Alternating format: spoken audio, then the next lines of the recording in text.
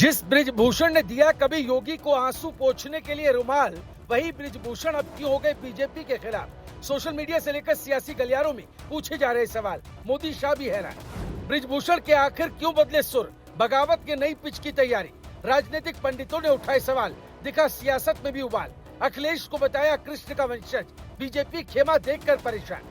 क्या मिशन 2027 से पहले ब्रिजभूषण दिखाएंगे बगावती तेवर। चढ़ने लगा बारिश के मौसम में लखनऊ से दिल्ली तक सियासी फीवर।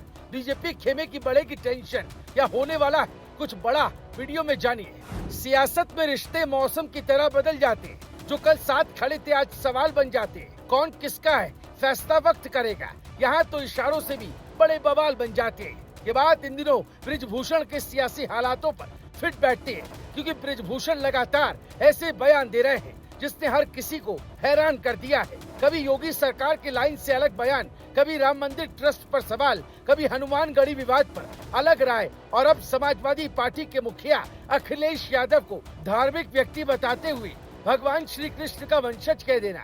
इन बयानों के बाद सियासी गलियारों में भूचाल सा आ गया है। राजनीतिक गलियारों में भी सवाल उठ रहे हैं कि आखिर ब्रिजभूषण के बदलते सुरों के पीछे क्या वजह है। क्या ये सिर्फ उनकी बेबाक शैली है, या फिर मिशन 2027 से पहले कोई बड़ा राजनीतिक संदेश देने की कोशिश। चलिए आज आपको सब बता दें। दरअसल सबसे पहली और बड़ी बात यह है कि ब्रिजभूषण और योगी का रिश्ता आज का नहीं है। दोनों गोरखनाथ पीठ के पूर्व पीठाधीश्वर महंत अवैधनाथ के शिष्य रहे हैं। संसद का वो पुराना दृश्य भी आज फिर याद किया जा रहा है, जब भाषण के दौरान भावुक हुए योगी को बगल में बैठे ब्रिजभूषण शरण सिंह ने रुमाल दिया था। उस समय दोनों नेताओं की नजदीकियां चर्चा में थी, लेकिन आज हालात बदले हुए दिखाई देते हैं। हालांकि दोनों नेताओं ने कभी सार्वजनिक तौर पर किसी व्यक्तिगत विवाद की बात नहीं की, लेकिन ब्रिजभूषण के कई हालिया बयान अलग राजनीतिक संकेत जरूर देते। सबसे ज्यादा चर्चा उस बयान की हुई जब ब्रिजभूषण ने अखिलेश यादव को भगवान श्री कृष्ण का वंशज बताते हुए उन्हें धार्मिक व्यक्ति कहा। ये वही ब्रिजभूषण है जिन्होंने 2022 के विधानसभा चुनाव में समाजवादी पार्टी पर लगातार तीखे हमले किए थे। ऐसे में अचानक बदले हुए सुरों ने नई बहस छेड़ दी। राजनीतिक पंडित सवाल उठा रहे कि क्या ये सिर्फ शिष्टाचार वाला बयान था, या इसके पीछे कोई बड़ा राजनीतिक संदेश छिपा है। वहीं सोशल मीडिया पर कई लोग इसे बीजेपी नेतृत्व को दिया गया संकेत बता रहे हैं। यही नहीं, पिछले कुछ महीनों में उन्होंने कई ऐसे बयान दिए जिन्होंने राजनीतिक चर्चा को और तेज कर दिया। हनुमानगढ़ी में नमाज पढ़े जाने के दावों को उन्होंने खारिज किया और कहा कि ऐसा कभी नहीं हुआ। ये बयान योगी के पुराने बयान से अलग माना गया।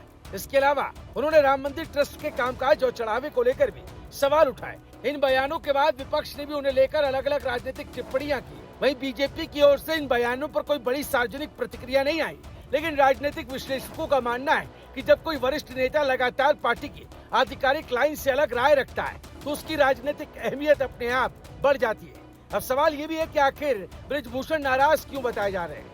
इसके पीछे कई वजहें गिनाई जाती। महिला पहलवानों के आरोपों के बाद उन्हें भारतीय कुश्ती संघ से हटना पड़ा। फिर 2024 के लोकसभा चुनाव में बीजेपी ने उन्हें टिकट नहीं दिया और उनके बेटे को उम्मीदवार बनाया। इसके बाद कई मंचों से ब्रिजभूषण ये कहते सुनाई दिए कि वो एक बार फिर लोकसभा पहुंचेंगे, चाहे किसी भी रास्ते से। राजनीतिक जानकारों का मानना है कि वो अपनी राजनीतिक भूमिका को फिर से मजबूत करना चाहते हैं। कई राजनीतिक जानकार इसे प्रेशर पॉलिटिक्स का हिस्सा मानते हैं। उनका कहना है कि इस तरह के बयानों के जरिए ये संदेश भी दिया जा सकता है कि राजनीति में विकल्प हमेशा खुले रहते हैं। राजनीतिक पंडित अपने अपने हिसाब से संकेत तलाश रहे हैं, लेकिन अंतिम जवाब आने वाला वक्त ही देगा। फिलहाल इतना चाहे कि ब्रिजभूषण के हर नए बयान पर अब सिर्फ विपक्ष की नहीं, बल्कि पूरे उत्तर प्रदेश की राजनीति की नजर टिकी हुई है। Bureau report, news live TV.